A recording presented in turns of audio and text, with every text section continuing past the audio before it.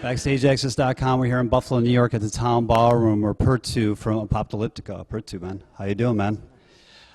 We are here to promote the new CD, 7th Symphony. It's coming out on August 24th. You guys are going to love it. A lot of special and guest appearances on it. What can the fans expect from this release? I think this must be, at least it feels like for us that it's a culmination point so far of a band's career, and we were concentrating for the strengths of the band and actually giving a lot of thinking for what is the key elements, what are the key elements behind the band and what makes it enthusiastic for people. And kind of we actually had the Cult album, our third one, in our minds quite a lot, because we feel like that was a revolutionary album when we decided to go towards own material, and therefore we feel like the atmosphere and the attitude in that Cult album was really special for a young excited guys doing something strange, and we wanted to kind of update but still have the same kind of revolutionary feeling.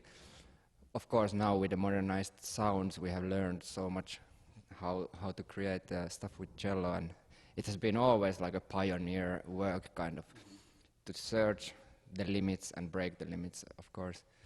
But yeah, this album feels really good for us, and we are so satisfied for the result, because I think we managed to capture a special mood for it. And also one key idea behind was how to bring the energy of live performance and that attitude into the studio album, and that's actually a big challenge. But yeah, concentrating on performing like there would be audience in the hall, and therefore we recorded a couple of tracks even live, played together to have this real feeling in there.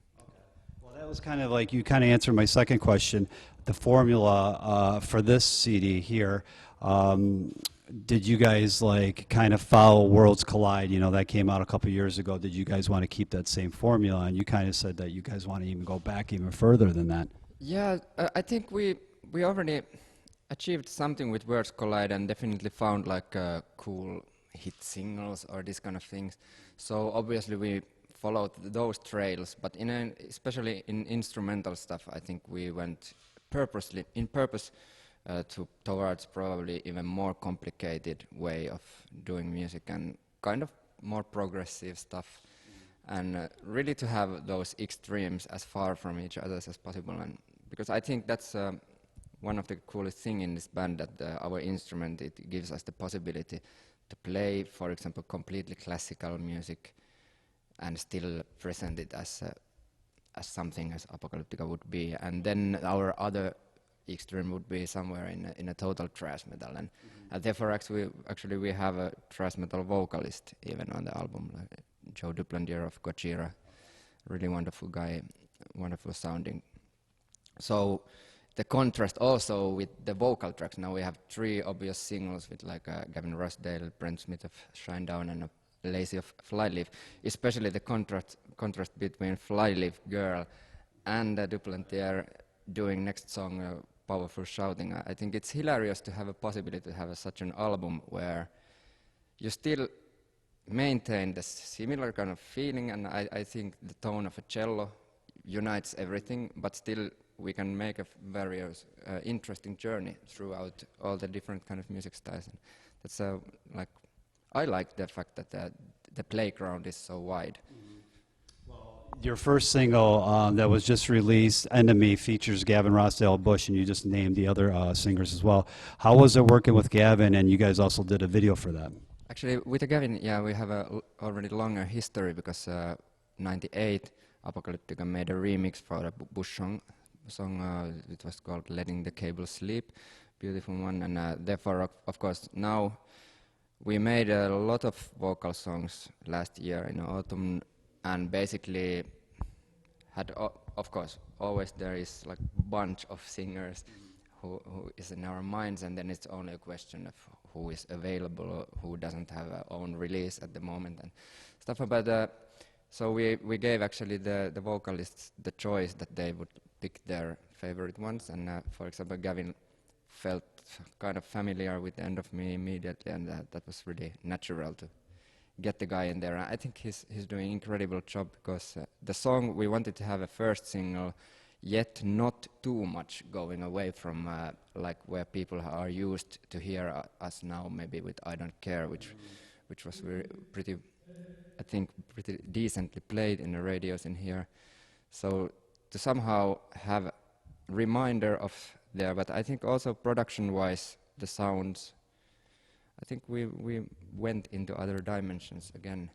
But yeah, Gavin's performance is really cool, I think, because the song itself is kind of a typical rock song, but it's not performed as a typical rock, and there's a nice twist, I think.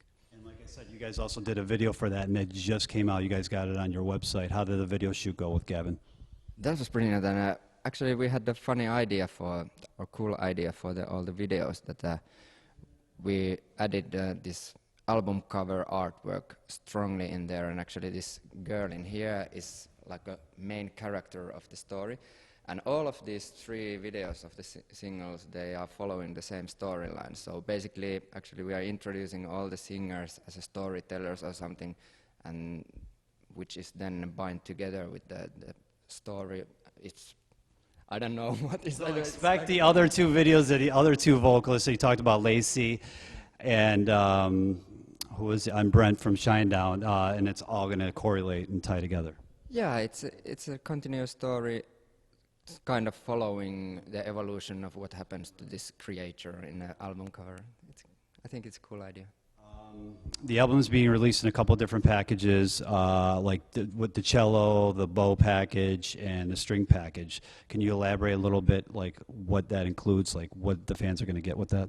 I don't remember what every package has, but I know that now we have been concentrating on making like cool packs for fans. It's really nice that you maybe have a like sheet music in most of them at least, and I think we have bags or T-shirts then bind together with the album. And so it's really important to take care of the fans, because they are, especially here in States, it's been amazing how loyal people are, and how it's a wonderful feeling to be somewhere, you know, really, really far.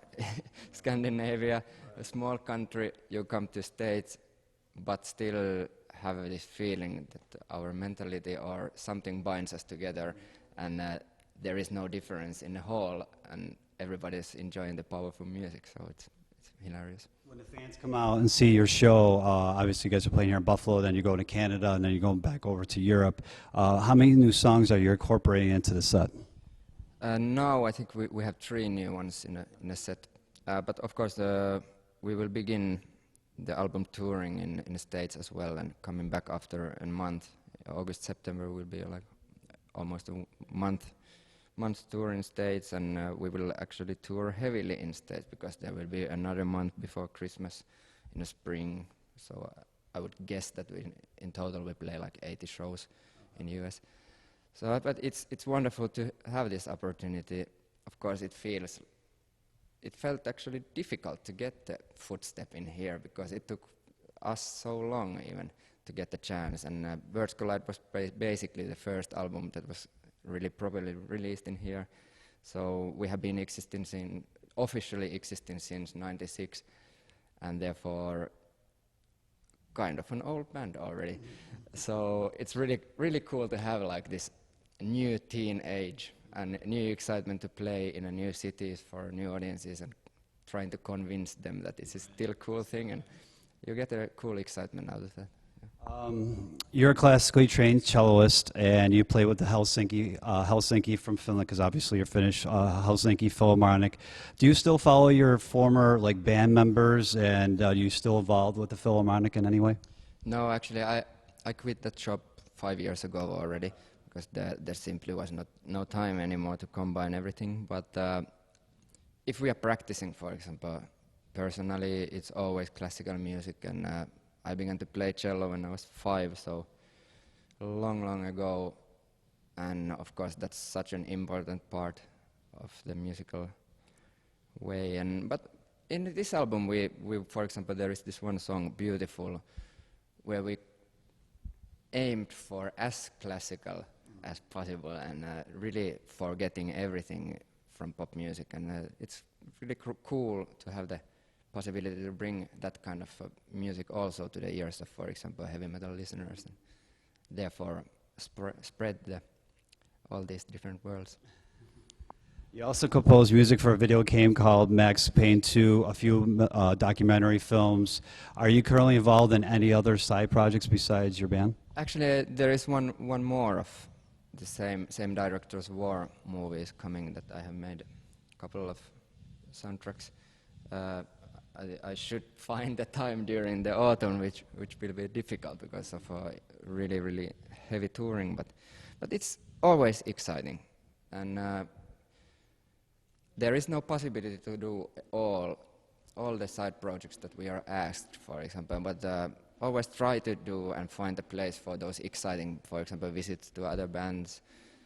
Last year I had a possibility to work, for example, with Amon Amarth, really cool Swedish band, which is my favorite music actually at the moment. And all those where you have a possibility to play something else than Apocalyptica, they of course open the eyes in a different way, and I like to do a lot of different kind of music, and therefore, for example, film soundtracks, they are cool.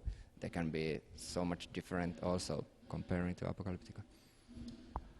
Well, like you were just talking about earlier, getting new fans involved is the coolest thing for you guys because you guys have been in band for a while now. Do you guys come across like, you know, seeing like your fans, they're apprehensive of like, I don't know if we want to see cello players play metal music, but your thing like winning those fans over at the end when they see you guys, how gratifying is that? That's actually wonderful. I think, I don't know what it demands to like the thing, but it's been really pleasant to see and notice that we have to do something right, obviously, because people come to the shows and they come another time, which is most important, of course.